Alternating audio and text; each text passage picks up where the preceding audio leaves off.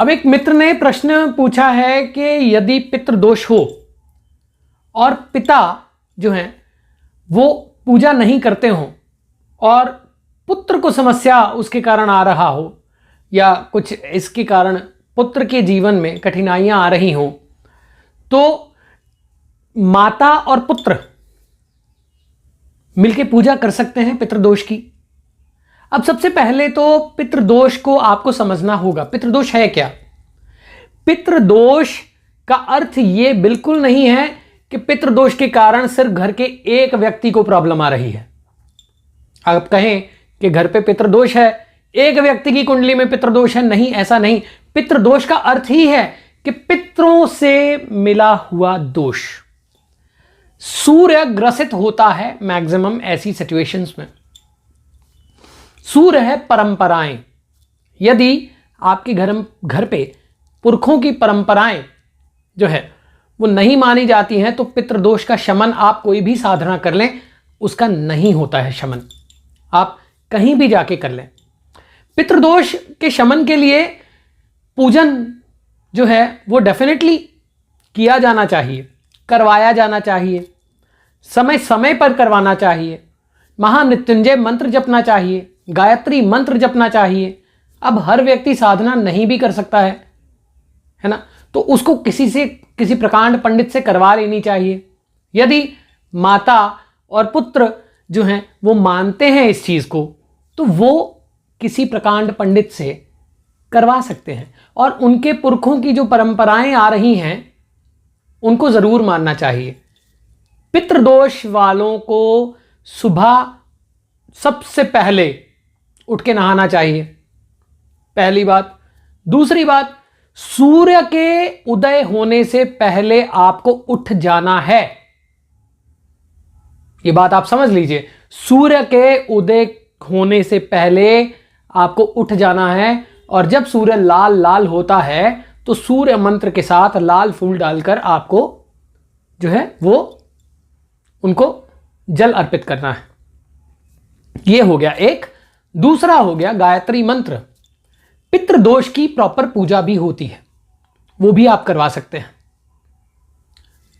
उसके साथ में आपको अपने बड़ों से, यानी आपसे जो उम्र में बड़े हैं, वृद्ध हैं, उनका आशीर्वाद लेना चाहिए। अब यदि पूजा पिता नहीं करते हैं तो इसका अर्थ यह बिल्कुल नहीं है कि सिर्फ बेटे की लाइफ में प्रॉब्लम आ रही है, वो पिता की लाइफ में भी प्रॉब्लम ही है। अब वो प्रॉब्लम इस तरह से मानसिक हो गई कि वो पूजा ही नहीं करते या वो मानते ही नहीं, है ना। तो इसका शमन, पहली बात तो ये है जो आपने मुझसे प्रश्न करा वो ये था कि क्या माता और पुत्र मिलकर कर सकते हैं? बिल्कुल कर सकते हैं।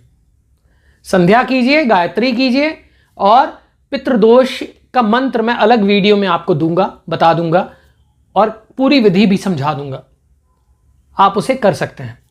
यदि आप अपने लाइफ में बिजी हैं तो आप करवा भी सकते हैं। उसके साथ में आपको सूर्य नारायण भगवान जो हैं उनकी कृपा प्राप्त करनी बहुत आवश्यक है यदि आपको पितृदोष का शमन करना है। फिर अपने पुरखों की परंपराएं और गजेंद्र मोक्ष स्तोत्र होता है एक, वो भी आप जरूर करें। नारायण बलि होती है, वो भी कर सकते हैं। वो पूरा मैं आपको समझा दूंगा कैसे क्या होता है।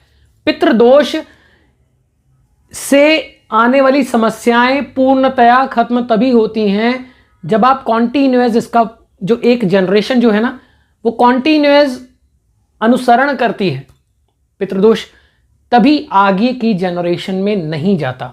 नहीं तो ये ट्रैवल करता है।